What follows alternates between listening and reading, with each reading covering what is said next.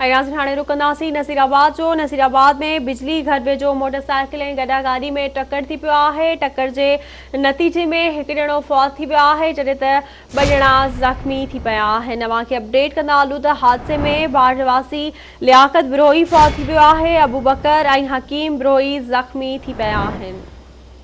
असां ख़बर शेयर पिया कयूं नसीराबाद मां, जिते बिजली घर वेझो मोटरसाइकिल ऐं गॾा गाॾी में टक्कर थियो आहे। हिकु ॼणो फौत ऐं ॿ ॼणा ज़ख़्मी थिया आहिनि। हादसे में बाड्रे वासी लियाकत बिरोही फौत थी वियो आहे, जॾहिं त अबू बकर ऐं हकीम बिरोही ज़ख़्मी थी पिया आहिनि।